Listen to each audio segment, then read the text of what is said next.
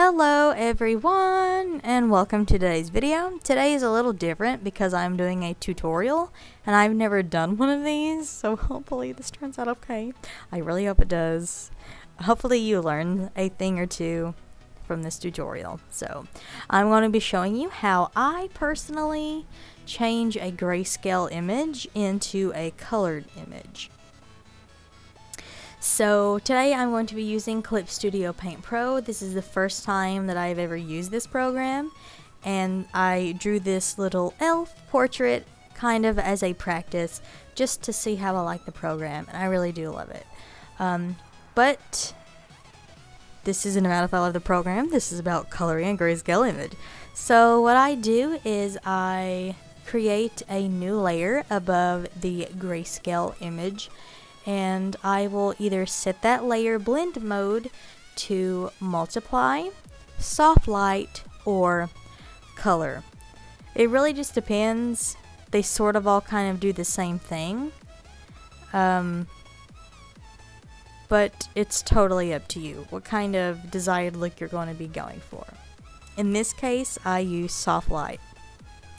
So you go ahead and fill that with a base color, and in this case I used a bright orange, and it might look bright in the color picker, but when you lay it down on this layer it kind of desaturates it a little bit and it makes it look more like a skin tone rather than super bright orange Cheeto skin. But then the next step, after I go ahead and pick out a base layer for the base color for the base layer, I add a new layer on top of that, and this layer is very important because I'm going to be adding different tones to the skin, as well as coloring the hair, eyes, and any accessories that there may be, like earrings, jewelry, necklaces, whatever it may be. So the importance of coloring in your skin and having different tones. This is very important. You have to do this. Otherwise, your image is going to look very flat and it will look monochrome. And if you look at skin in real life, or if you look at pictures of skin, you will notice that skin has different tones to it.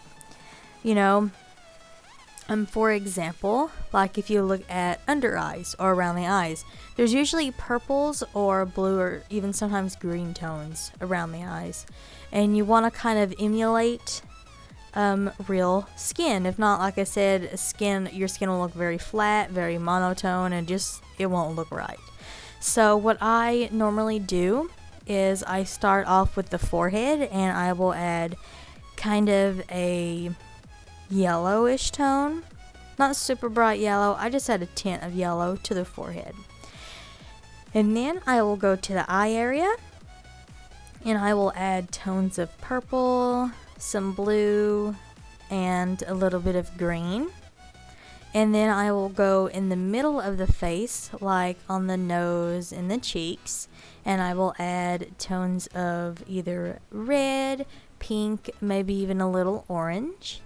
And then on the bottom part of the face, like near the chin and the mouth area, I will add some tones of green and a little bit of blue. But I won't overdo it because that would look hilarious. You just want to add like little tiny hints of color there as well, so it looks more natural. And then I also add some red tones to, let's say, ears, or if you have a hand showing in the drawing, you can add some red tones in that as well. You don't want to forget anything because all types of skin has different tones, and you don't want to leave anything out. And then after I kind of paint the skin, I will go and paint the hair, and then I will paint the eyes, and then I'll paint everything. And then what I will do is I will transfer the image into Photoshop. I'm not sure if you can do it on Clip Studio Paint Pro because I am new to this program, but if you can, I will make sure to leave how you can do that in the description box. But in this case, since I was very new to this program, I transferred the image into Photoshop.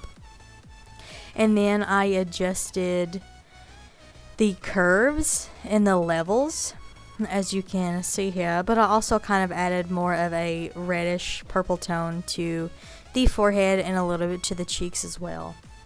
But I adjust the curves and the levels to achieve my desired look, just to make everything look more uniform. And you can go ahead and adjust like your blue tones and your red, green tones, that kind of thing. And just kind of play with things and see how you like it. And that is basically what I do. That is basically how I turn a grayscale image into color. I really hope this video was informative. I'm sorry if I was all over the place. This is the first time I've done a tutorial, so bear with me. I really hope you like this artwork. This is the first time I used Clip Studio Paint, like I said, and it was very fun. If you would like to see more of, my art, that kind of thing, then you can subscribe and become a part of my art family. And I would love to have you here. We can bond over art, artists, all sorts of stuff. So here's the finished picture. Hope you really liked it, and I'll see you next time.